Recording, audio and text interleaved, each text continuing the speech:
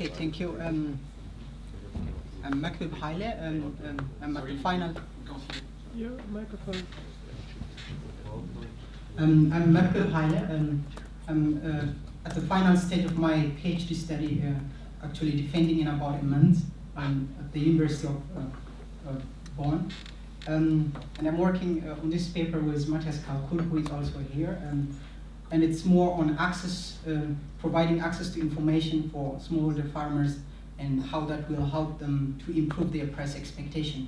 So it's about responding to volatility by enabling farmers to have more information so that they have idea about price development.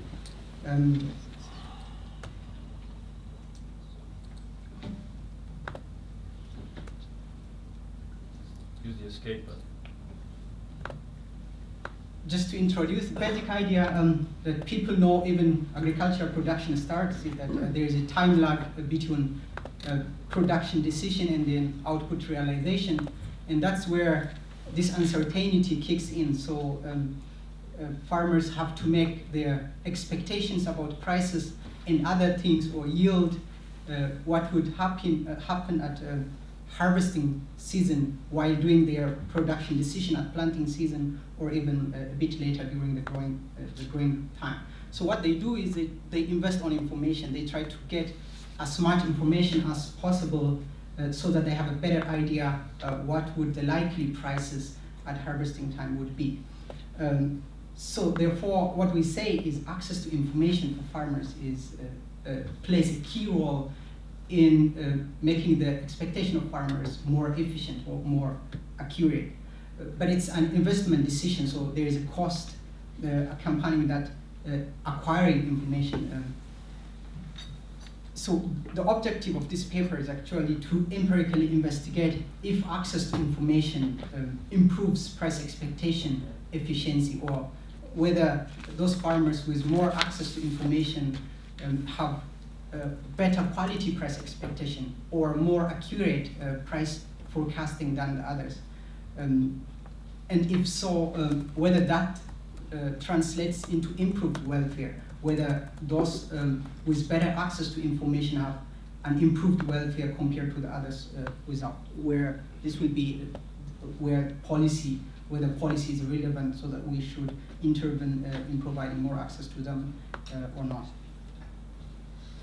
Well, the state of the art, the literature on, especially on market information system, MIS, or ICT is so optimistic that given there's this, sometimes they label it as a revolution of ICT technologies in Africa, but that's true, of course, it's happening a lot, and whether that is helping or not, there are a lot of literature having been done. That's, some of them, they're very recent. Most of the literature that I cited here are very recent, that ICT is actually reducing the price dispersion among markets, among traders, so increasing also the bargaining power of farmers, so that they are more informed, they know the price in different markets, so they can have a better bargaining power, and there is less asymmetric information, so they are equally informed, or even if less, not so significantly, so they are not cheated by the traders as such or by the brokers. So this is very well investigated in the literature,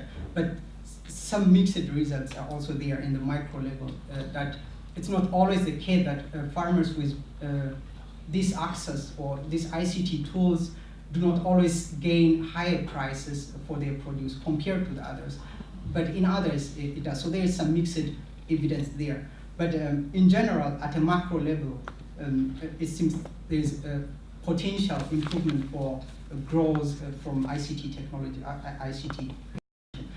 What we also think is it's not just price dispersion among markets and among sellers or traders, but it's possible that access to information could also be important for farmers, so that they make a more informed price expectation. So they know about the weather situation. If there is a very good weather forecast, they have that idea, or they know what would be the future prices in the international market for the crops they gain, what is the wholesale price in the central market, what about the prices in the nearby grain market. So this information will help the farmers to have a more informed or better, so to speak, price expectation. And of course, on their price expectations, they base a lot of things. They base their resource allocation during production time, their time on land management, or whether they have to buy a lot of fertilizer or less, or which type of crop to choose, which cultivar to choose based on the risk or the uncertainty about the price of that particular crop. Just a theoretical model is simple. For the farmer, we think is maximizes its expected utility, which is somehow related to what Derek said, the mean variance approach, where it's not just the maximizing profit, but also minimizing the cost which comes due to the downside risk of uncertainty. And that's where this information, investing on information, will come in to reduce this uncertainty, so that they have a better knowledge about price development as much as they have information. And this red button down there. And we think this like a crude relationship between the uncertainty in prices or the price development, that's the sigma square there, is kind of a function of how much information they have, how much information the farmer have. And then, of course, the farmer have to invest, be it by buying a mobile phone or radio or television. This is investment. So such investment has a cost, but at the same time has the benefit of reducing the uncertainty in prices, so that they have a better price expectation and a better allocation of resources. This is just how we link our structural parameters there with the empirical data that we have, and we focus mainly with our empirical model in the first row, where the cost of information has an effect on reducing this uncertainty which comes from price volatility or due to the lag between planting time and production realization.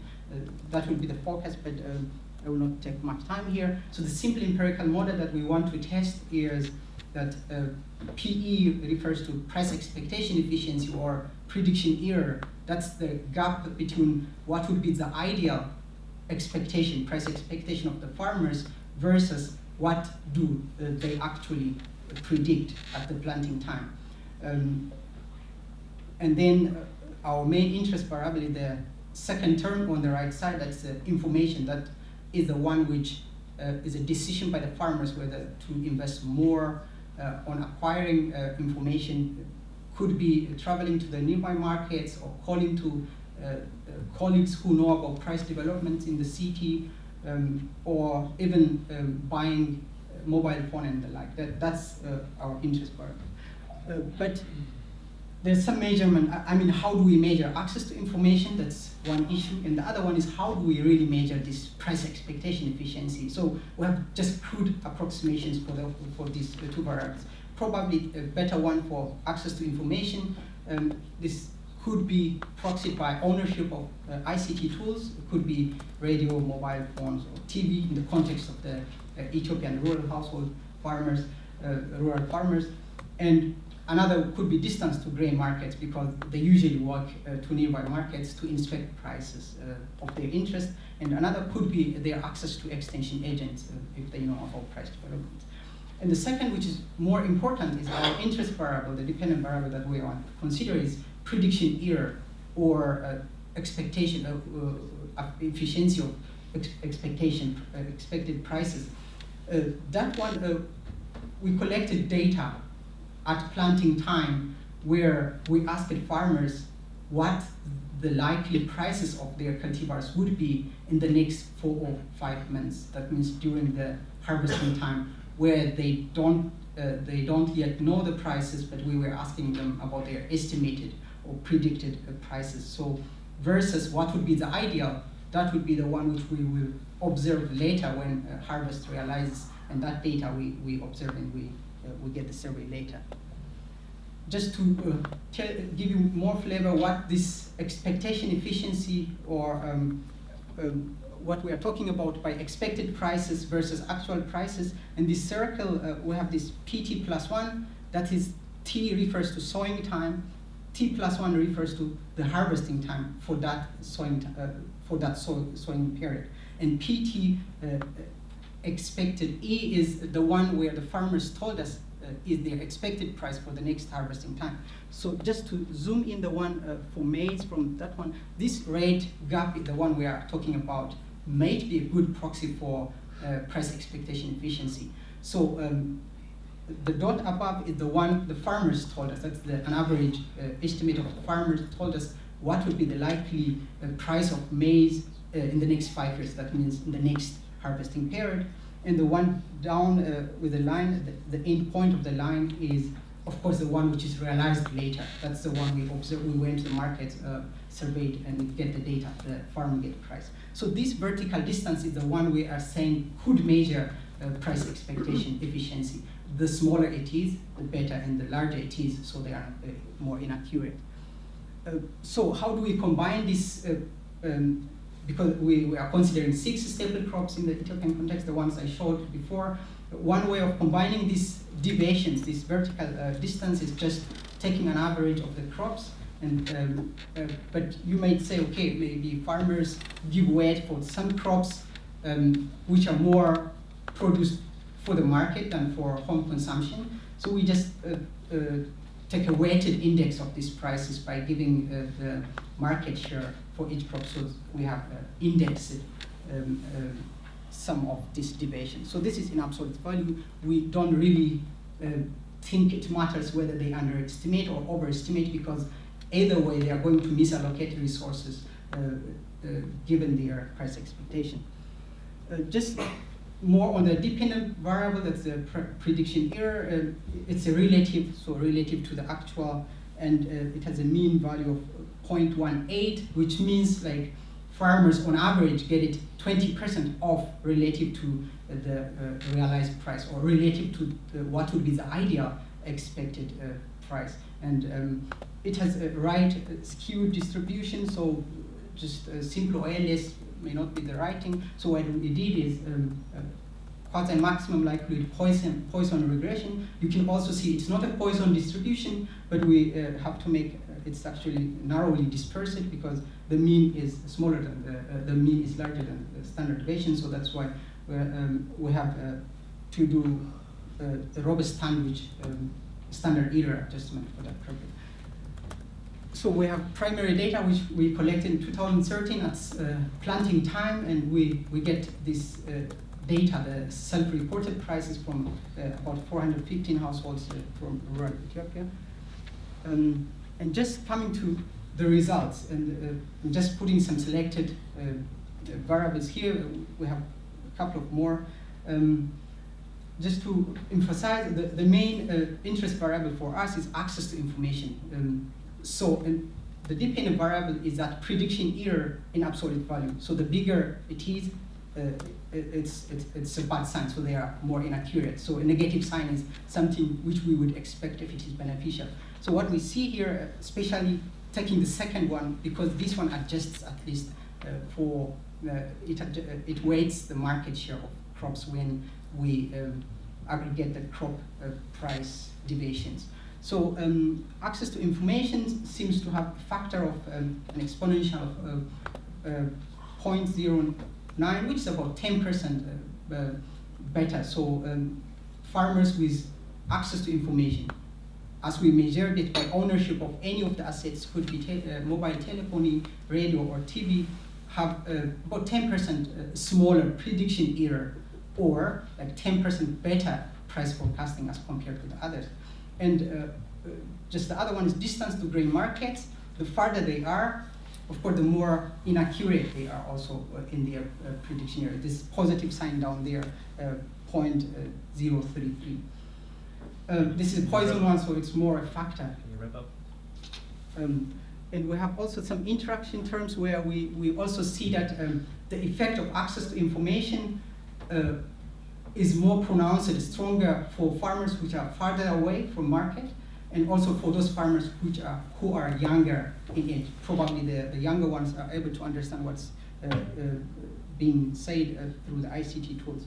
And in terms of the distance, of course, the farther they are, they are less likely to go to the market and get information, so they better call their friends or colleagues in cities. So which ICT tool matters most? Well, the first one is the one which I take, either of the three, but it seems more of mobile phones are better because the radio ones is not statistically significant. I didn't report TV because there are only 10% of the farmers who own TV. Just key factors, this is something which I have already said. So in a way, at about 15 kilometers, for the farmers above 15 kilometers, it doesn't seem that the distance effect outweighs the information effect. What we did at the end is, what's the implication for investing in acquiring information, whether we have to invest on information so that whether it improves the welfare of the farmers, because we see some impact of access to information on price expectation, but does that translate to welfare improvement? As a status quo, there is a welfare loss because of this inaccuracy in price error between 5 to 10%, depending on the risk aversion parameter that we have. This one is at a preliminary stage though, but given some relative risk aversion of 1.5, we have this 5% of the income as a welfare loss. But if farmers gain, or if all farmers have ICT tools or they have access in that definition, this welfare loss will be 20% less. And if we have the effective distance that farmers are from markets, could be by, of course, improving the road infrastructure, then it's 20%, 30% less welfare will be lost. And then the combined effect is much pronounced. Yeah, I think I've already said this one, so I can stop here. Thank you.